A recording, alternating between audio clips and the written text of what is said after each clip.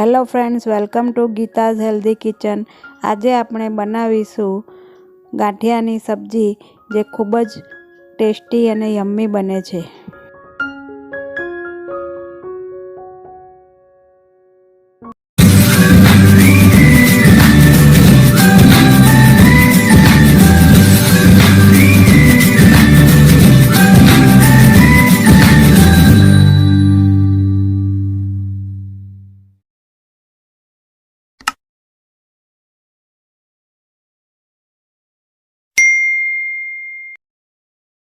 ગાંઠિયાની સબ્જી બનાવવા માટે આપણે સૌપ્રથમ એક મોટી કઢાઈની અંદર 3 થી 4 ટેબલ સ્પૂન તેલ એડ કરીશું અને તેને ગરમ કરીશું।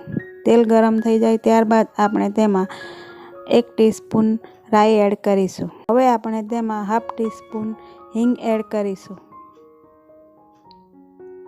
2 ટેબલસ્પૂન આદુ, મરચાં અને લસણની પેસ્ટ એડ કરી તેને થોડીવાર સાતળીશું, જેથી લસણની કચાશ નીકળી જાય।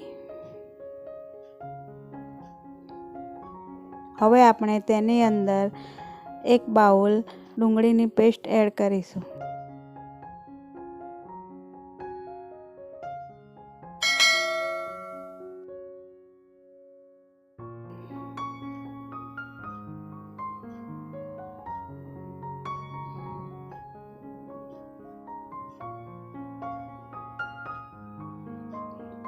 ડુંગળીની પેસ્ટ બરાબર સંતળાઈ જાય અને તેલ છૂટું પડે ત્યારબાદ આપણે તેની અંદર 1 ટેબલસ્પૂન લસણની ચટણી એડ કરીશું।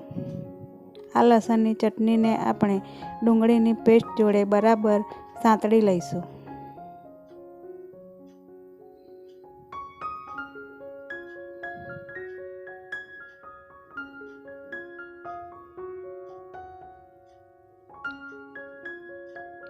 હવે આપણે 1 મોટો બાઉલ ટોમેટો પ્યુરી એડ કરીશું।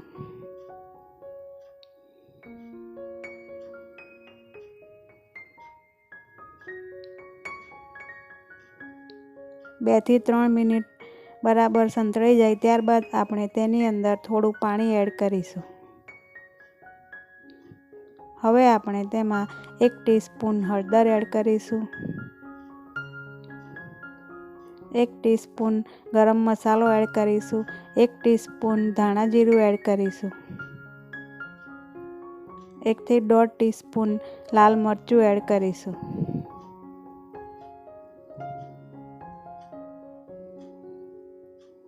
બધું બરાબર મિક્સ કરી લઈશું।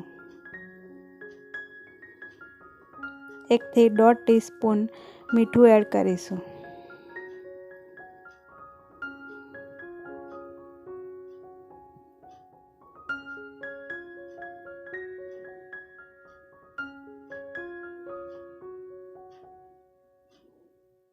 હવે ઢાંકી અને આપણે આ ગ્રેવીને બરાબર થવા દઈશું।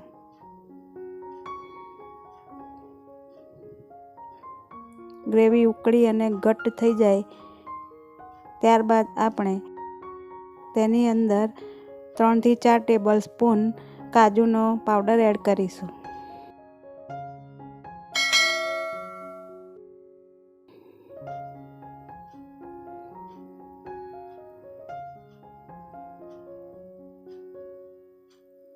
હવે આપણે જરૂર મુજબ થોડું પાણી એડ કરીશું।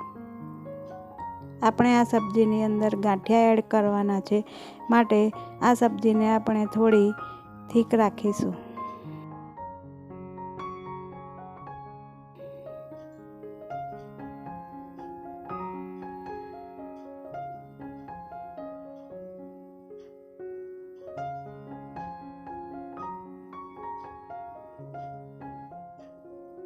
ટોટલ આપણે તેની અંદર 1.5 થી 2 ગ્લાસ પાણી એડ કરીશું।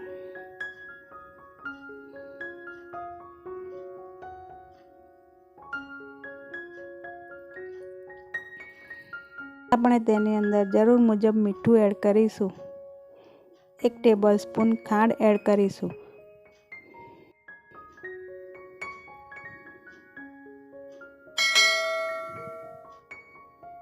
હવે આપણે ઢાંકણ ઢાંકી અને થવા દઈશું। ત્યારબાદ ઢાંકણ ખોલી અને આપણે તેની અંદર એક મોટો બાઉલ કડક ગાંઠિયા એડ કરીશું.